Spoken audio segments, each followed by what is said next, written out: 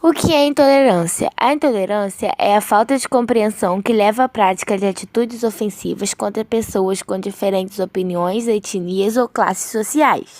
É caracterizada por uma ação realizada onde não há respeito nas diferenças existentes entre os seres humanos. A intolerância está muitas vezes ligada à falta de conhecimento. É por isso que Ferreira Goulart diz o seguinte: o conhecimento e a reflexão nos conduzem à modéstia e à tolerância. Precisamos abrir nossa mente a outro ponto de vista. Porque, além de ser o princípio básico do respeito, não há pessoa completamente certa e o próximo pode ter algo a acrescentar. Os tipos de intolerância são racismo, homofobia, intolerância religiosa, xenofobia por aparência com pessoas deficientes, misoginia, política, idade, geração ou classes sociais. A primeira especificação é o racismo, onde a aversão é baseada na raça ou na cor do indivíduo. Uma situação foi a do goleiro Aranha, onde ele foi chamado de macaco por torcedores do Grêmio. Outra é a homofobia, onde a intolerância é baseada na opção sexual do indivíduo. Temos dois exemplos bem recentes. Um é o ataque na boate em Orlando. Outro exemplo é o da cantora Pablo Vittar, onde hackearam o canal dela e apagaram um videoclipe com mais visualizações, além de trocar a foto do ícone dela para uma foto do Bolsonaro. Outra especificação é a intolerância religiosa, onde é baseada na escolha religiosa e nas crenças de outros indivíduos. Como o exemplo atual, na semana retrasada, no Barro Vermelho, uma menina sofreu bullying. E na semana passada, um evangélico espancou uma idosa, que era sua vizinha, pelo mesmo motivo, o fato de ser espírita. Outra variação da intolerância é a xenofobia, onde é a aversão a pessoas, coisas ou culturas estrangeiras. Um exemplo bem recente aconteceu aqui no Rio de Janeiro, onde um refugiado estava vendendo doces árabes na calçada e um brasileiro passou ofendendo ele com palavras como homem-bomba, ou então volte para o seu país, entre outras ofensas. Quem lê muitas histórias sabe que é muito comum os autores retratarem a intolerância por aparência em seus livros. O livro Juntando Pedaços, de Jennifer Niven, por exemplo, fala bem sobre isso. Ela conta a história de Libby, uma garota que, devido ao seu peso, foi considerada a menina mais gorda dos Estados Unidos. Já o outro protagonista, o Jack, por debaixo de toda a sua atitude, esconde que não consegue reconhecer o rosto das pessoas, por mais que passe bastante tempo com elas. O que acha que esses dois têm em comum? De fato, o universo dos jovens, não somente na ficção como na vida real, é movido por pressões. Pressões que você deve ser bonita, ser magro, ser popular, o que seja. E as cenas que mostram como as pessoas que não lidam ou que não pertencem a essa imposição são aquelas excluídas, humilhadas pelo grupinho do time de basquete, taxadas como nerd, gorda ou mesmo de apelidinhos escrotos. Será possível que esses adolescentes, principalmente, conseguem viver dessa forma?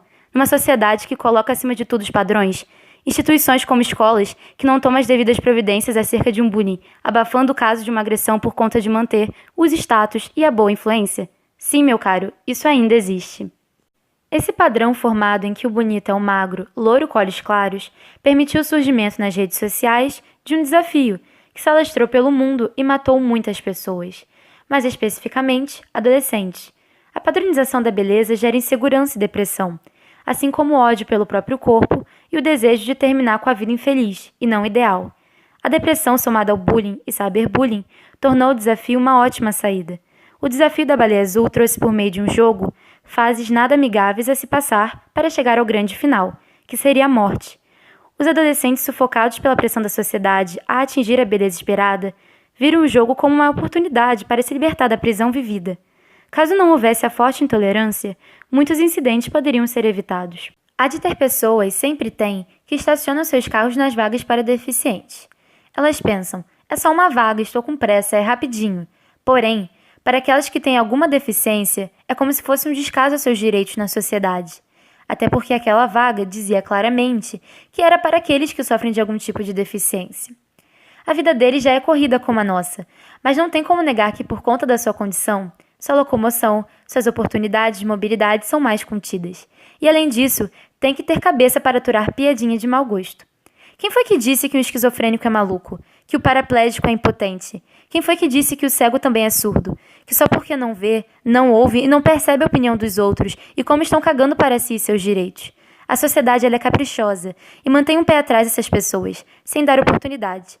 O indivíduo pode ser super inteligente, mas só porque tem síndrome de Down, o empresário não confia, entre aspas, e passa a vaga para um cara normal, entre aspas, mesmo que este não mostrou mais potencial que o primeiro. Vamos aprender a dar oportunidades e o valor dessa gente como agente na sociedade.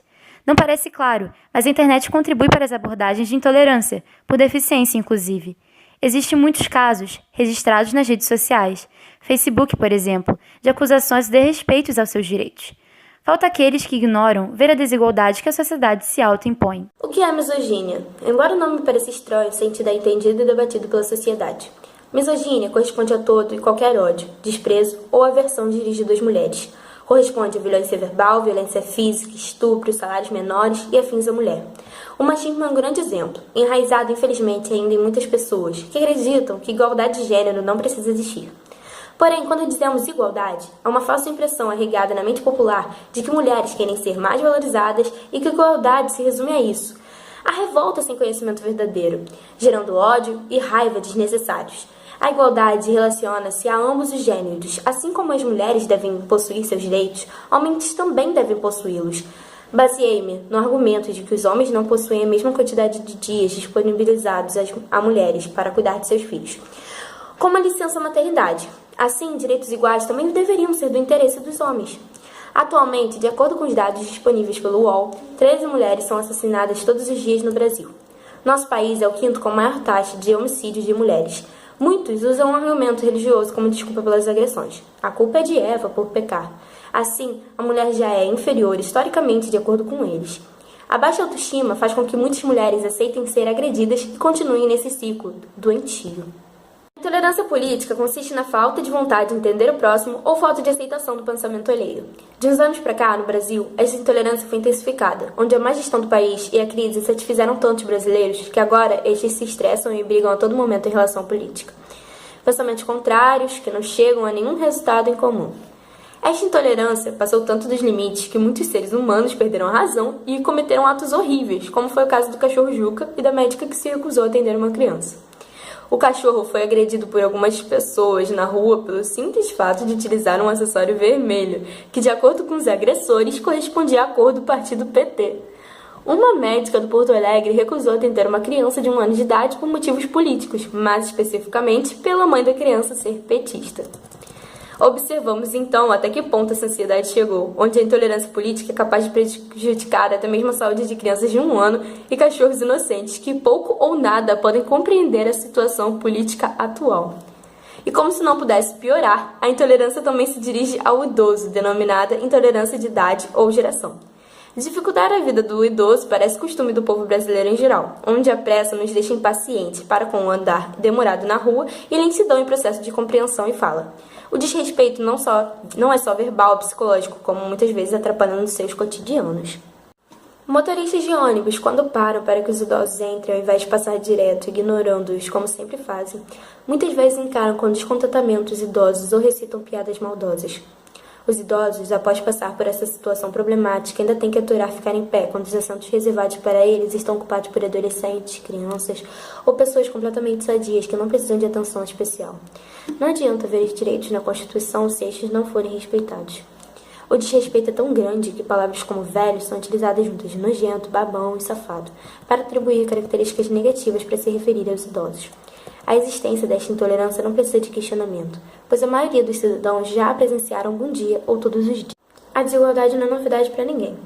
O problema está quando reações de ódio estão completamente interligadas a este outro problema sem resolução aparente da sociedade.